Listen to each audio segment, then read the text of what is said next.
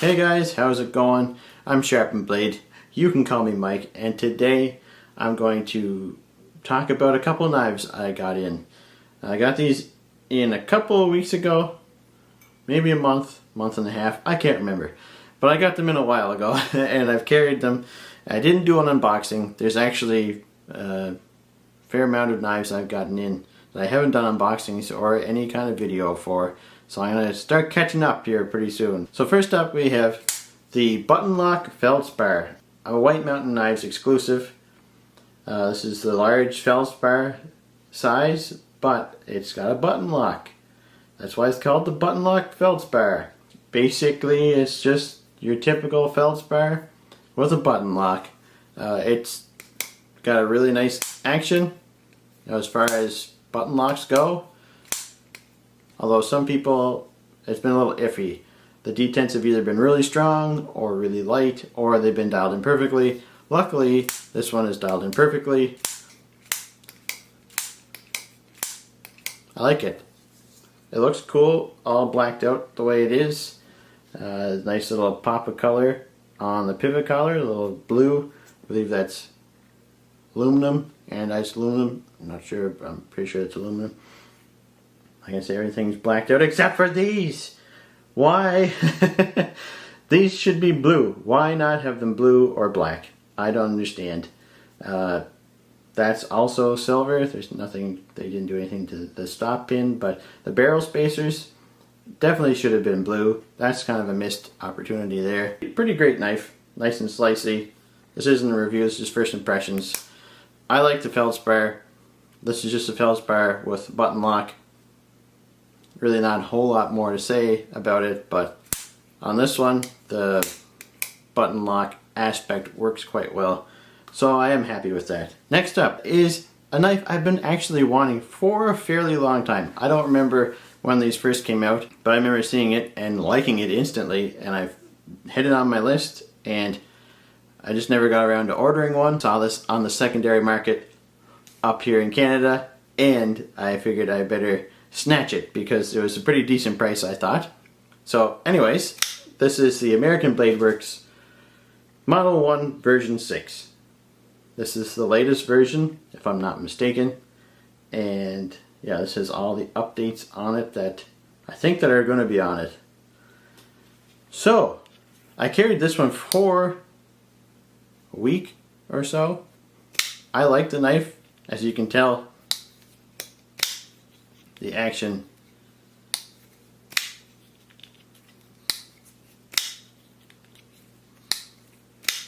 is pretty nice. See if I can fail this. It's really hard to fail. I wouldn't say it's impossible to fail, but it is very hard to fail. The detent is very strong. It's strong. I shouldn't say very strong. It's strong.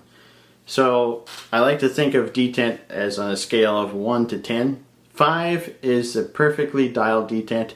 1 is way too weak and way too light, whatever way you want to look at it. And then 10 is way too strong of a detent. And this would probably be around 7, maybe 6.5 to a 7. It's a bit stronger. I've always said this, but I'd rather have a too strong of a detent than a too light of a detent. So on this, the detent is, though it's a little bit stronger than it needs to be, I'm not complaining about that. I am complaining about some issues it causes, but I'll get to that in a second.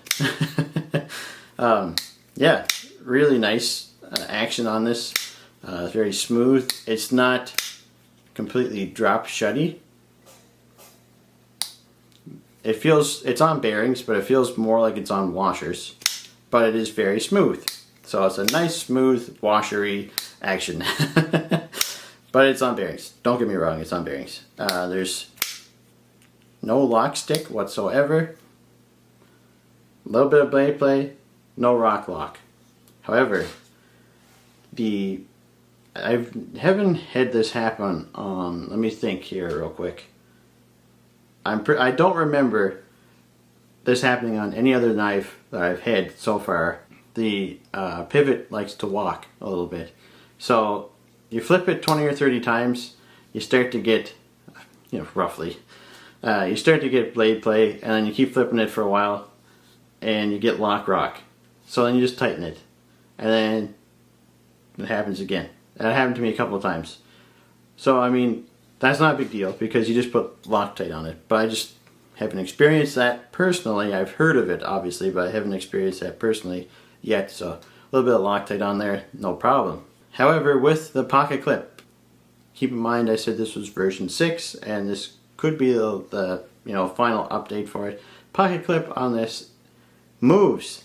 It wiggles. Now, you can tighten it, but because this is a stronger detent, and because I usually put my fingers on the pocket clip for leverage, it puts a little bit of pressure on there, on the pocket clip, and it moves it. And I'm holding onto this probably tighter than I need to, maybe, but the detent is strong enough that when I put leverage on here, on this pocket clip, it does move a little bit, just a little bit. And when you do it enough, it starts to get pretty loose and it wiggles quite a bit. Now, this is a T15 pivot screw, and everything else is T7.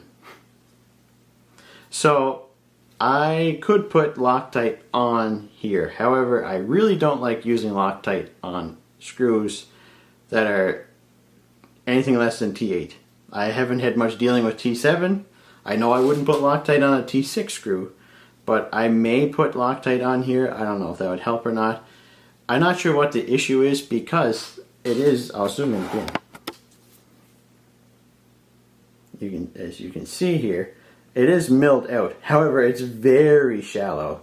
This is milled out very shallowly. And it's not seated in very well, or very deep, I should say. So it doesn't hold its place and it wiggles. So yeah, not impressed with that. Like, if this was maybe version 3, you can say, hey, it's version 4 will be fixed. But this has made it all the way to version 6, and it's, I don't know if this was an issue before, if it's just an issue with Micarta, I'm not sure. But yeah, this is, not ideal. It's not a deal breaker. It's not a big deal, but it's certainly not something that I would expect to see on a, well, this retails for $200 American, so it's like roughly $260 Canadian. I paid $200 for this Canadian, so I got a pretty good price on it. So I'm not that upset about this, but if I had bought it brand new and had it shipped up here, it would have been, like, by the time it got here, probably over $300. And for a $300 knife, to get, or to spend $300 on a knife and then to have a pocket clip that wiggles like that, not fantastic. But anyways, the fact that it was only $200, it is what it is. I may sell this, so I may not put Loctite on there to try it, because I'll let the next person decide if they want to do that or not. I'm not selling it because of the pocket clip issue. I'm selling it because of all the other knives that I want to get. So I have to let some go. So if there's, as much as I like this, because I don't know if this came across or not, probably not, but I really like the knife. As much as I like the knife, I have to let some things go. So I may let this go before I form too much of an attachment to it. All that being said, S35VN blade steel, green micarta handles. I'll zoom in on. Has a really nice, like, pattern, like milling pattern, texture to it. It looks really nice. I like that. It's different. I haven't seen anything like that in micarta, unless I forgot. And like I say, T15 on the pivot screw. Everything else T7. Nice back spacer here. Titanium back spacer. Oh yeah, and another thing that's kind of like, okay, is right here. I'm going to zoom in once more if I can figure out. There we go. Right here. Whoop. That part's going to focus. You see right there, the micarta the hole for the liner lock was milled too big, and the micarta goes up past the frame, so you can see the frame. The liner, the frame, the liner, you can see the liner. That's not a big deal, but you know, that's not ideal. Again, that's just another thing that added into this. Some fit and finish issues here with this micarta. There's other materials, so like there's G10 and titanium. You may have better luck with those materials, but not that this is that bad, but just, you know, fit and finish issues. There's some flaws here that aren't great, but I gotta say again, nice action, very smooth. It's a full flat grind, not full flat grind, pretty much a full flat grind. It's a flat grind. Nice stone wash finish. It is slicey. It does cut very well, and it feels really nice in hand. So I might sell it, but I really want to keep it because I do like it, and I probably won't buy another one. So if I sell this, I don't know, maybe I will buy one eventually, but I probably won't buy another one. So I really don't want to let this go yet, but anyway, we'll see how it goes. I'm going to carry it for a little while longer and see if those issues are actually issues or not a big deal at all. I may just put some Loctite on there anyways and not worry about it, but I really don't like putting Loctite on smaller screws. I'm not sure how long this video is. I feel like it's longer than I wanted it to be, so I'm going to end it here. So these are my first impressions of the American Blade Works Model 1 version 6 and the button lock Feldspar, a White Mountain Knives exclusive. Thank you so much for watching. Take care.